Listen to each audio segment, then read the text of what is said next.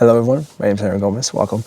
Today's going to be a different video. Today is my 100th video. Once I put this out, I'm going to go through my yoga books that I have on my shelf.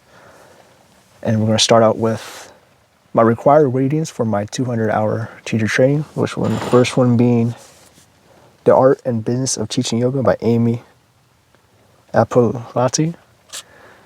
This was one of my required readings that I did for my 200 hours, and it really goes through the business of yoga, the do's and don'ts of posting on Facebook, Instagram, LinkedIn, and Twitter. It was an interesting reading. I really enjoyed it. The second one, also for my 200 hour, was Mark Stevens' Teaching Yoga, one of my favorite books. This is my go-to book when I plan classes. I like to thumb through it and go through my notes that I have. This is the first edition, and I did pick up the second edition, an updated version of that one. This is what the cover looks like.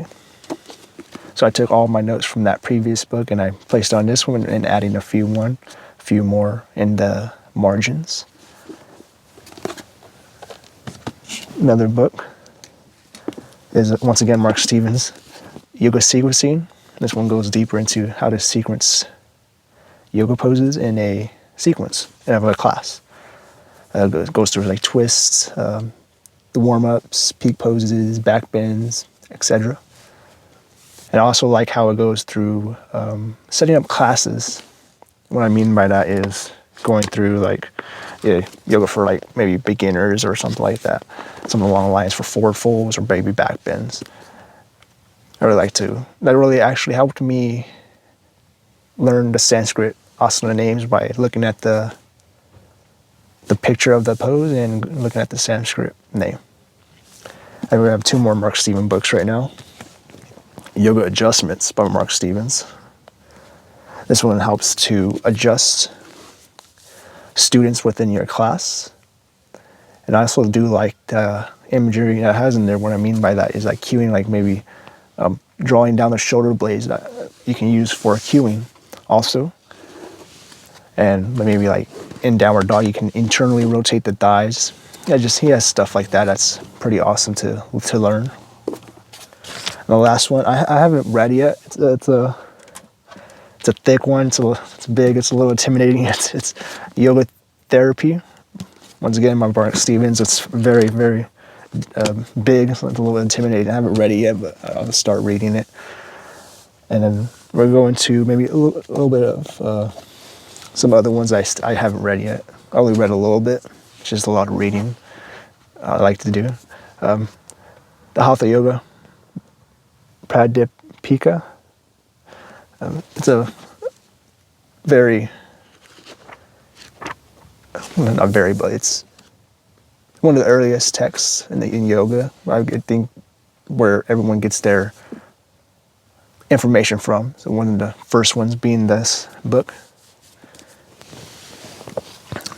Another one, we're going to go to Yoga Beyond Belief by Gange White. I found this book by word of mouth while watching a video of yoga. Mark Stevens talking about it. I was like, let me check this book out. And I looked at it and it looks pretty good. It helps teachers to bring stuff into their classes, like relationships or fear, and how to incorporate that into your yoga class, a theme. And the next one being the Yoga Sutras of Panjali by Sri Swami Satchidananda. This just goes through the sutras of maybe 190 plus, 5, 6 of sutras that you can think about, meditate on, read it again, read. That one's a very beautiful book. Very, very hard, a little bit hard to meditate on and think about. Another one is The Yamas and Niyamas, Exploring Yoga's Ethical Practice by Deborah Adele. Again, I haven't started reading this book. It goes through the yamas and niyamas, which is 5 each, incorporated into 10. to learn how to live yoga off the mat. So this is a book that I'm going to start reading. Another one is The Light on Yoga, a very famous one, B.K.S. Linegar. This is considered a yoga Bible, one of the first ones that yoga teachers read and study from and incorporate in their teacher trainings. Very, very good read. Really helpful too about how to get into poses, how to get out of poses, and also incorporates the effects of the asanas. And I like how in some of them they have the stories of where the asanas came from, for like maybe Warrior 2. It doesn't do it for all of them. I wish it did. It would be pretty cool. This book I haven't read yet. It's the autobiography of yoga, an autobiography of a yogi by Yogananda. This is a story about his life, and I haven't read it yet. I know that, what's his name? The guy from Apple. I'm blanking. Anyways, he rereads it. It's one of his favorite books. And this is something that I will love to get into, and I'll probably get into later today.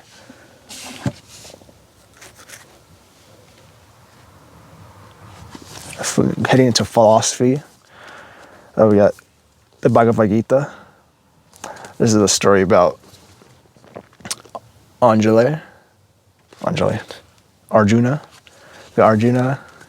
He's in a battle between two royal families, which is in a book called the Mahabharata. It's an epic poem between two royal families taking control of India.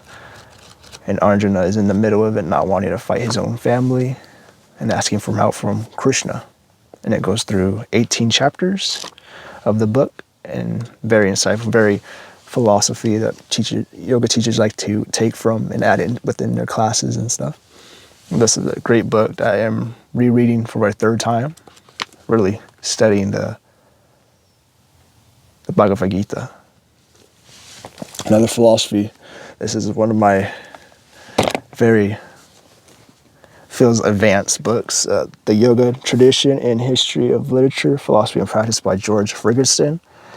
This is a very advanced book for me, a very tough book because of trying to learn and dissect what he's saying in this book by the philosophy. I really have to stop what I'm doing, reading and just thinking about, and also looking things up and what they mean. It's very advanced, and I wouldn't recommend for a beginner, but it's just something I do like. I love it.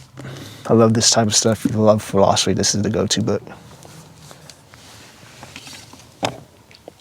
Heading into anatomy, I have two anatomy books, and I like to get two more, but the first one I got was Yoga Anatomy by Leslie Kaminoff. This is a well-known yoga anatomy book that teachers have, and they also read from and study from.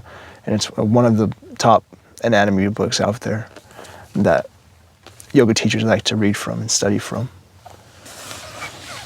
The second one being The Science of Yoga by Anne Swanson.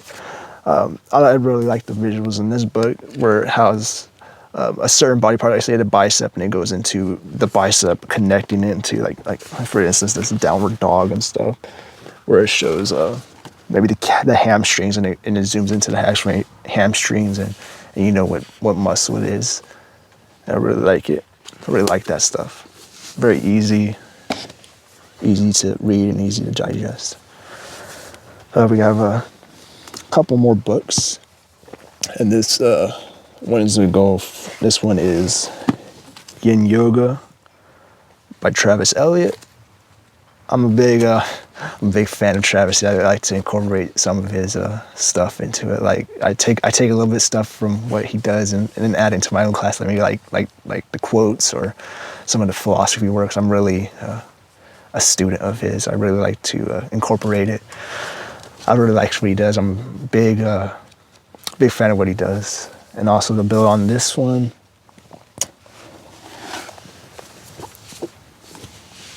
well, before I go into the last book, I have another book. I'm gonna put the image right here, just to help me with my editing skills. It's called the 2100 Asanas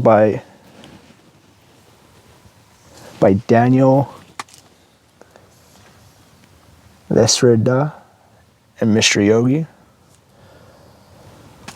So I'm gonna put the book right here. It goes through, it has like 2,100 asanas of pictures and stuff, and really beautiful photography and stuff. Challenging poses, not for me and stuff. I can't do that. I don't know. Very flexible people will be able to do that. And for the last book I have, again, I like to end it off with the Holistic Yoga Flow, the Path of Practice, Travis Elliott and Lauren Ekstrom. This is an amazing book. I would recommend this for beginners. The photography is beautiful. It's very easy to read. And the thing about this book with the photography is it's very easy to look at, where some of the older ones, like the Light on Yoga and the Mark Stevens book, where it has the asanas, it's in black and white. It's kind of hard to tell like which one's the left foot and which one's the right foot. But this one's really easy with the photography, with the color and stuff. And also the cueing's pretty easy, and everything is so bite-sized, where the other textbooks, there's a lot of wording and stuff, and it could be very hard for a beginner to read it. It'll be like too much. But this one really goes in depth, where it brings out the most important parts into a small paragraph and stuff, like some of the mantras and stuff. It's very, very, very condensed, very, very small, but yet it has a hard punch, and it really brings a lot within a small amount of wording, paragraphs. Well, anyway, that is most of my, if not all of my yoga books that I have on my bookshelf. This is a different video. This is something I've been thinking about for a while of doing. I'm glad I finally did it. Let me know what books do you study from? What yoga books do you read? I like to, please put that down in the description, or not the description, the comments. Please put it in the comments of what books you read, yoga books you read, and what do you have on your shelf. Again, thank you for watching. Hope to see you in the next one. Bye-bye for now.